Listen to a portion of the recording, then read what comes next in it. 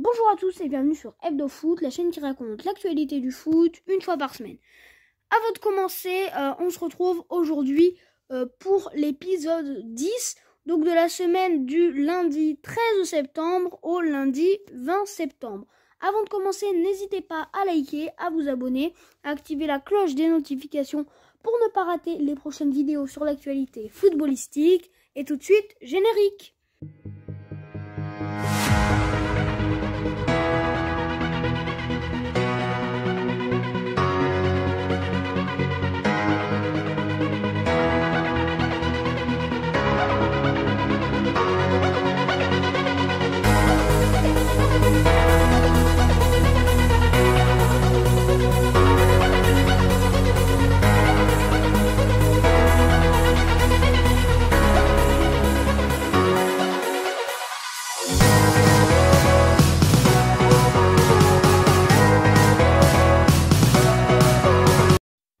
Après la deuxième et troisième journée de Ligue 1, avec des incidents survenus entre Marseille et Montpellier, et Nice et Marseille, c'est au tour de Lens et Lille.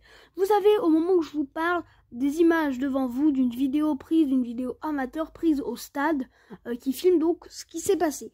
Pendant ce temps, je vais décrire, donc lors de cette sixième journée, des supporters lillois ont tenté de passer la barrière qui les séparait des supporters lensois. Certains sont descendus des tribunes mais ont été arrêtés par la sécurité entre le bas de la tribune et les barrières.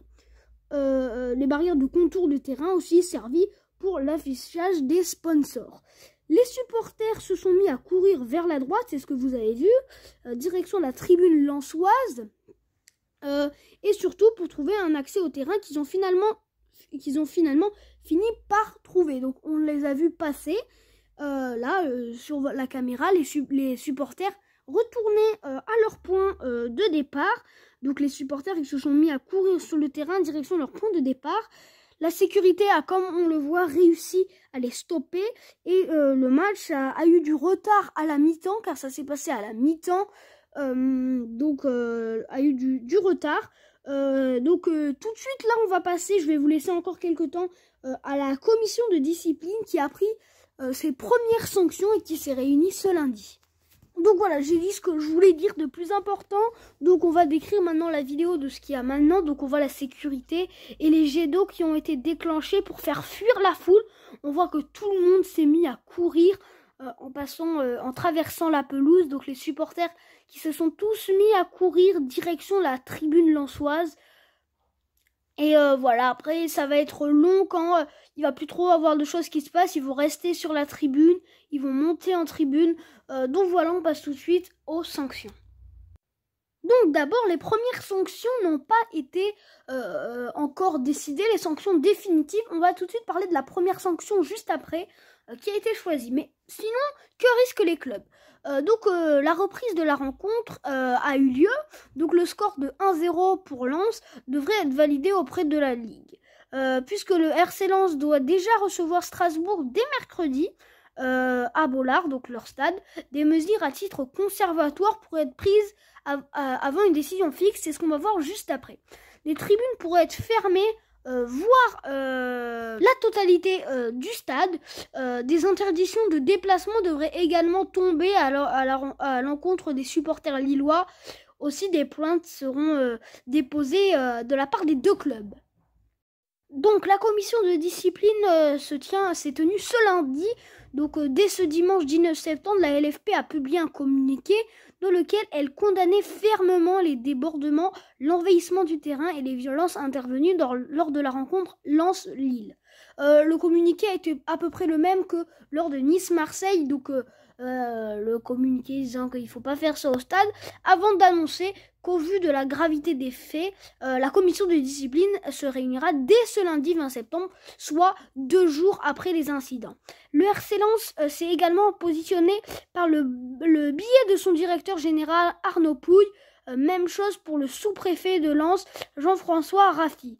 Au moment de la mi-temps, les supporters lillois ont voulu passer au-dessus des grilles pour s'affronter avec des Lensois dans la tribune voisine. C'est ce qu'on a expliqué juste avant. Les CRS, que j'ai appelé la sécurité, sont intervenus tout de suite. Les ultra lensois, voyant que leurs collègues étaient agressés, sont rentrés sur la pelouse pour les protéger. Donc j'ai pas pu vraiment dire, j'ai pas dû bien expliquer vraiment. Moi j'ai décrit ce que moi j'ai vu, donc là ils expliquent pas vraiment la même chose.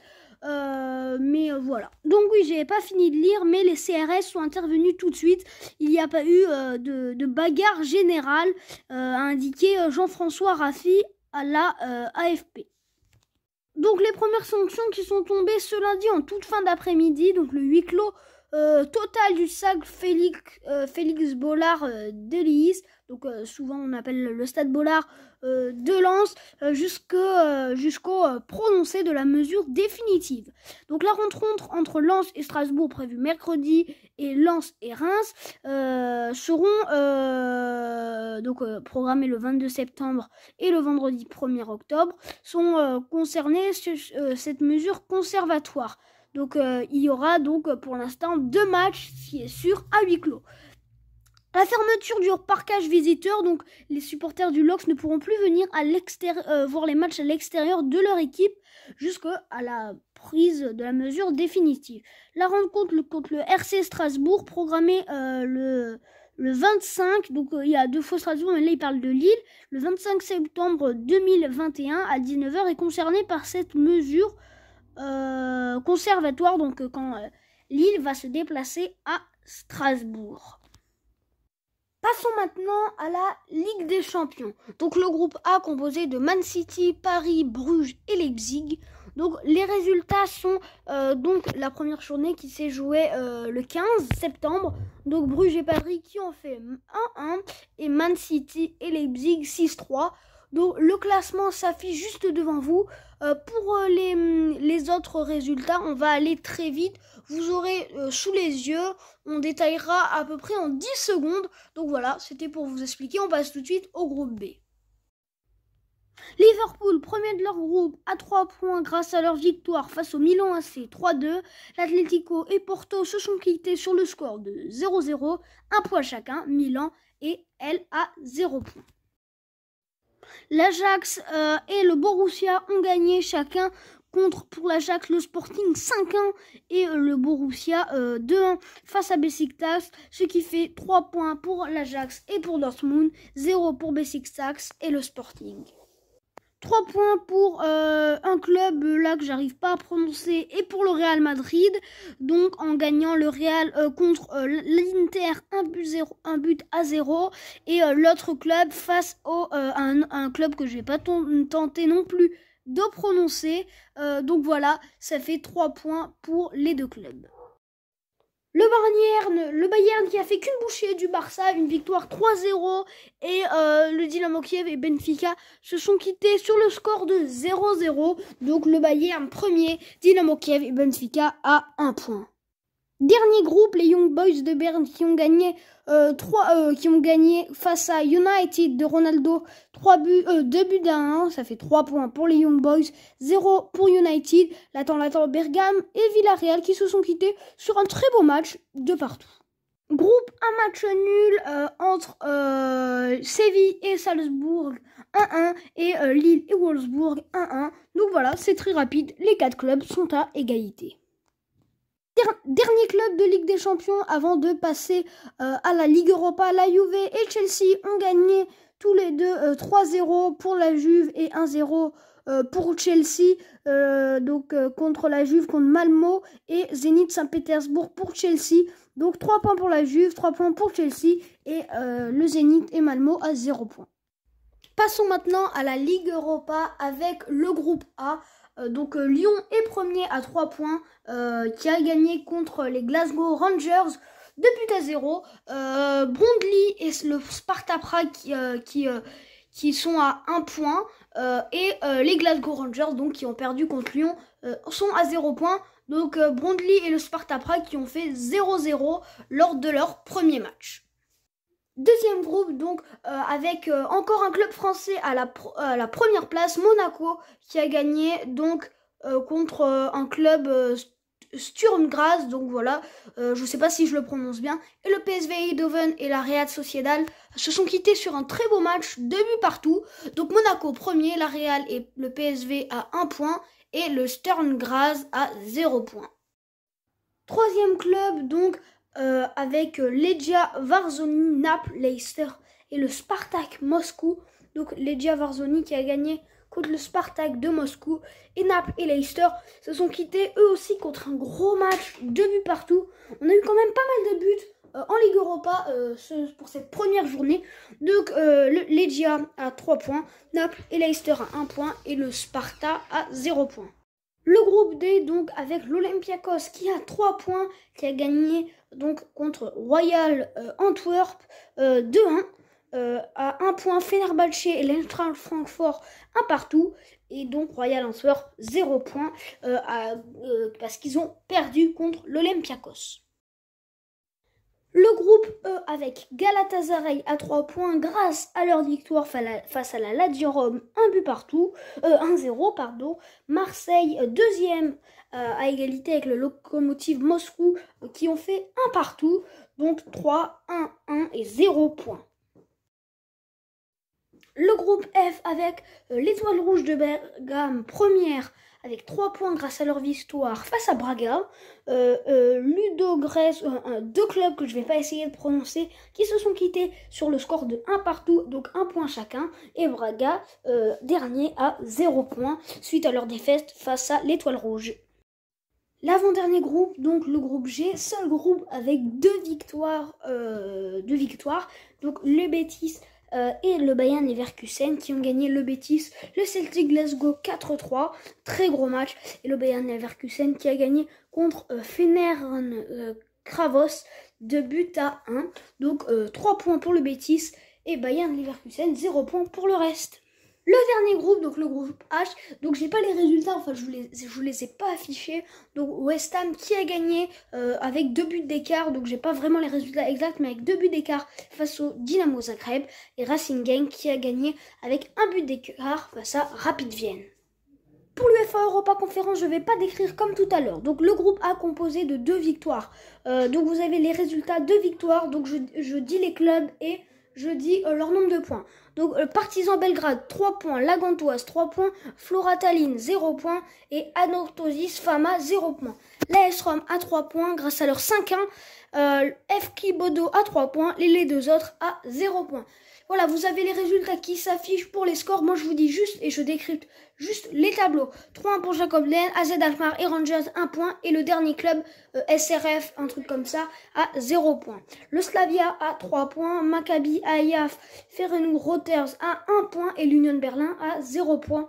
Le groupe F avec Copenhague à 3 points, le PAOK Salonique à 3 points et 2 autres clubs à 0 points. Le dernier groupe, avant-dernier groupe, Vitesse Ardègue à 3 points, Tottenham et Rennes ont 1 point et le dernier à 0 points. Dernier groupe avec que des matchs nuls, donc voilà, que des 0-0. Donc c'est très simple pour vous pour savoir qui jouait contre qui. Vous prenez le premier club et le dernier, donc c'est eux qui ont joué, et les 2 du milieu, ça pour la première journée. Alors pourquoi je vais très rapide aujourd'hui ?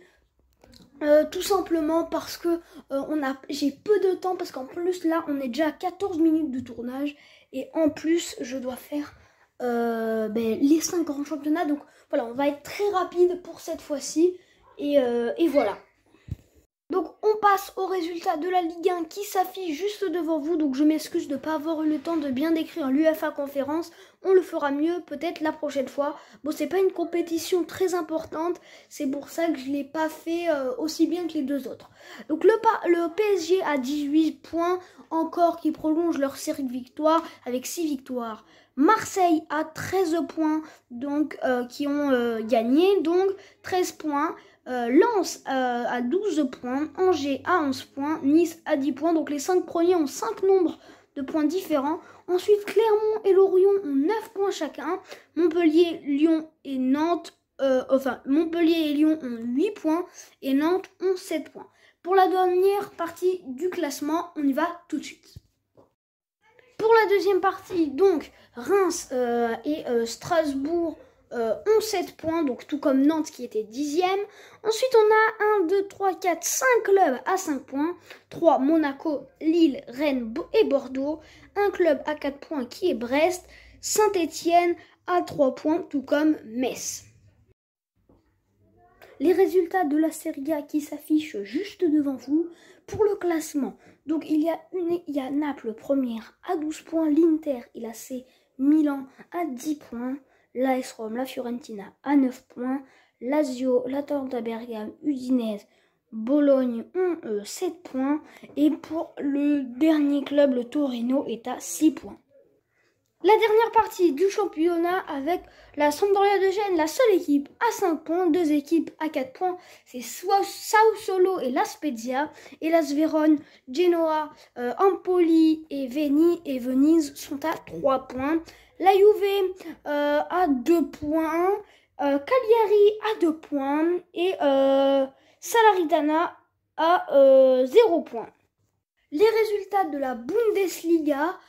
Et pour le classement, donc à la première place, on a bien sûr le Bayern Munich à 13 points, Wolfsburg qui a fait match nul, donc 13 points aussi pour Wolfsburg, le Borussia à 12 points, le Bayern Leverkusen et Mayence à 10 points, Fribourg à 9 points, Cologne à 8 points, l'Union Berlin et l'Hertha Berlin à 6 points.